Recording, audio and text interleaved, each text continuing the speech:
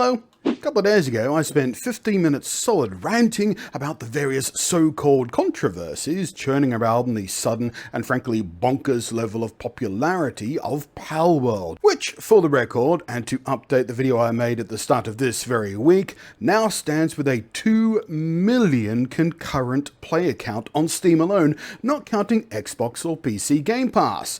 So that's kind of bananas. But as with any time something arrives in pop culture circles that is explosively popular, you get the contrarians, determined to take a sputtery, stinking whiz all over it because they can't stand that other people are enjoying something they personally do not have fun with also. It's the classic, stop liking something I don't like. I've already debunked a bunch of the let's be kind and call it reasoning behind some of the hate debate out there. Some of it is utterly baseless, some of it comes from a desperate ignorance of how things work, and some of it is just lies, just not true. No evidence. And there's more out there that I've been trying to look into or just waiting on more information because something didn't feel right to my BS spider sense. Turns out, yeah, it was BS. For example, that one dude who posted claiming to show in a little video how models, one from Palworld and one from Pokemon, were, quote,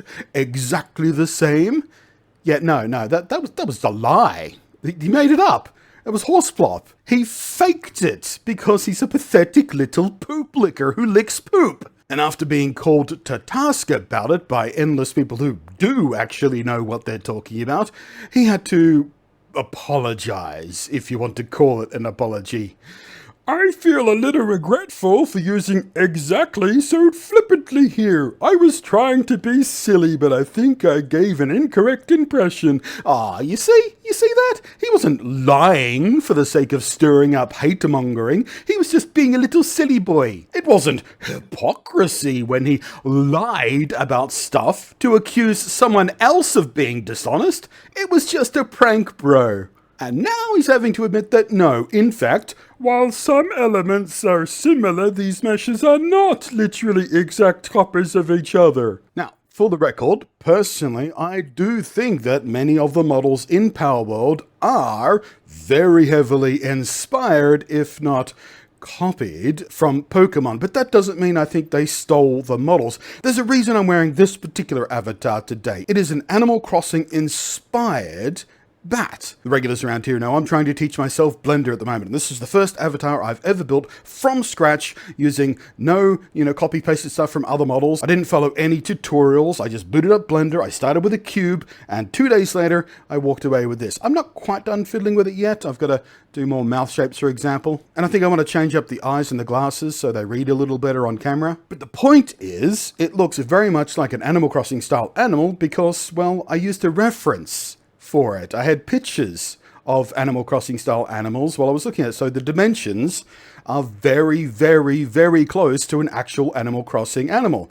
But of course, as far as I'm aware and as far as I could find, there are no bats in Animal Crossing. And even though if you put this mesh next to a mesh from Animal Crossing, they would probably look very, very similar in an overlay, this is completely original content. I made it myself from scratch from a cube. And that is what I believe has happened with a lot of Palworld models that do look similar and do have similar shapes and outlines and silhouettes to Pokemon. So there's that for a start. Meanwhile, countless other idiots who just ran with this BS without fact-checking, without researching, they just took this one random nobody's word for it and vomited it all over the internet as if it was fact, and now looking like the clowns they always were.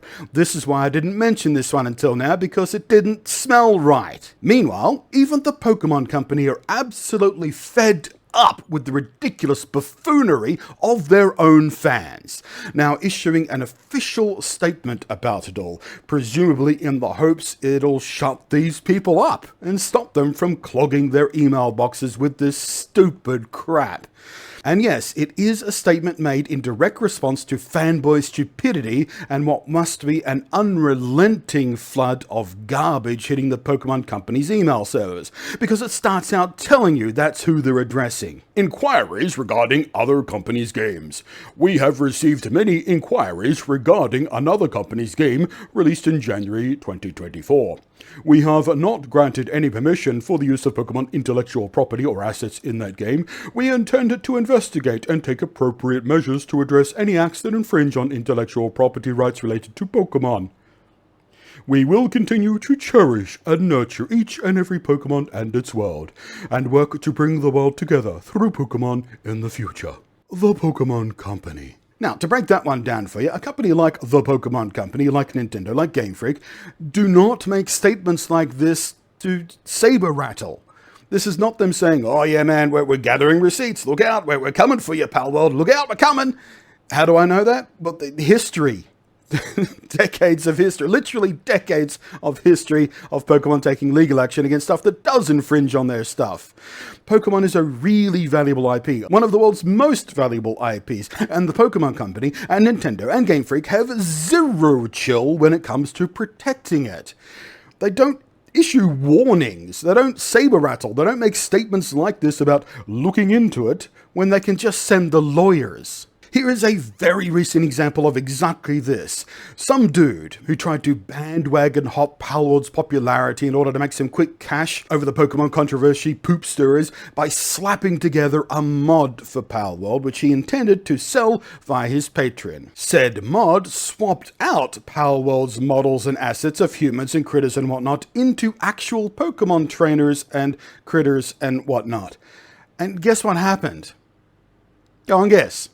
If you said inside of 2 days of announcing it, this idiot was kicked in the plums by the steel-toed jackboots of a cease and desist letter from Team Rocket's lawyers, you guessed right. Congratulations, have an internet cookie. Yay, you! I mean, really, do you for an instant believe that Palworld, a game that was announced 3 years ago and was obviously inspired by and parodying Pokemon, hasn't already had Pokemon's lawyers eyeing it all over, crawling up its very bumhole? And if they had found one single thing, just one thing that they could legally defend, they'd not have already sent the legal team in? Come on! Nintendo and the Pokemon Company are infamously litigious about IP, copyrights, trademarks, and the like. Do you really think if they had something, anything, they'd not already be on the case? It'd not already be in headlines? Do any of you really think that rando nobodies on the internet with their red circles over their images and their fake videos